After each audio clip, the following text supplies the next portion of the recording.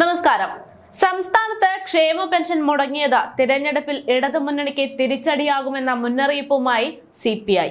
6 മാസത്തോളമായി സംസ്ഥാനത്ത് ക്ഷേമ പെൻഷൻ മുടങ്ങിയത് തിരഞ്ഞെടുപ്പിനെ വലിയ തോതിലാണ് ബാധിക്കുക.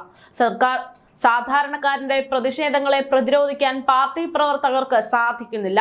വിഷയത്തിൽ കേന്ദ്ര സർക്കാരിനെതിരെയുള്ള പ്രചാരണവും ഏൽക്കുന്നില്ല. അതിനാൽ തിരഞ്ഞെടുപ്പിന് മുമ്പ് 2 മാസത്തെ പെൻഷനെങ്കിലും വിതരണം ചെയ്തില്ല എങ്കിൽ അത് സർക്കാരിന് തന്നെ തിരിച്ചടിയാകുമെന്ന് CPI സംസ്ഥാന സെക്രട്ടറി ബിനോയ് വിശ്വം ചൂണ്ടിക്കാട്ടി.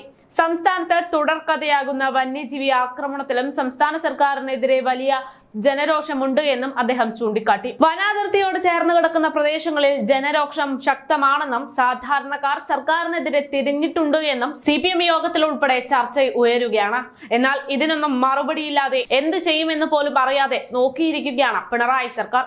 അതിനുള്ള ശ്രമമെല്ലാം നടക്കുന്നുണ്ട് എന്നും ധനവകുപ്പ് അതിനുവേണ്ടിയുള്ള നടപടികൾ സ്വീകരിച്ചു എന്നും മുഖ്യമന്ത്രി മറുപടി പറഞ്ഞെങ്കിലും മുഖ്യമന്ത്രിക്ക് പോലും ഇനി എന്താണ് അടുത്ത നടപടി എന്നത് കൃത്യമായി അറിയില്ല. മുന്നണി യോഗത്തിലാണ് CPIയുടെ ഈ വിലയിരുത്തലുകൾ ഉണ്ടായിരിക്കുന്നത്. അതേസമയം പെൻഷനും വന്യജീവി ആക്രമണവുമെല്ലാം ഇടത് മുന്നണി ഗൗരവമായി തന്നെയാണ് കാണുന്നതെന്ന് LDF കൺവീനർ EP ജയരാജനും മാധ്യമങ്ങളോട് വ്യക്തമാക്കിയിരുന്നു. എന്നാൽ എന്തൊക്കെ സംഭവിച്ചാലും ഇത്തവണ ലോക്സഭാ തെരഞ്ഞെടുപ്പിൽ വിജയം ഇടത് നേതാക്കൾക്ക് തന്നെയായിരിക്കുമെന്ന ആത്മവിശ്വാസത്തിലാണ് പാർട്ടി നേതൃത്വം.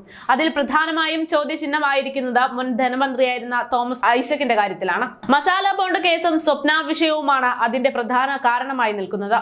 ഇതിൽ പത്തനംതിട്ടയിലെ സ്വപ്ന തരംഗം മറികടക്കാൻ വേണ്ടി തന്ത്രങ്ങൾ മെനയുകയാണ് തോമസ് ഐസക്. മൂന്നാറിലേക്ക് ഐസക് ക്ഷണിച്ചെന്ന സ്വപ്നയുടെ വീഡിയോ പത്തനംതിട്ടയിൽ തരംഗമായതോടെ സ്ത്രീ വോട്ടർമാരെ ആകർഷിക്കാൻ മറ്റൊരു തന്ത്രം പയറ്റാമെന്നാണ് PR ടീമിനോട് ഉപദേശിച്ചിരിക്കുന്നത്. സ്ത്രീ വോട്ടർമാരോട് സംസാരിക്കാൻ വനിതകൾ മാത്രമുള്ള ചെറിയ സ്ക്വാഡുകൾ വീടാന്തരം ഇറങ്ങുന്നതാണ് ഈ PR വർക്ക്.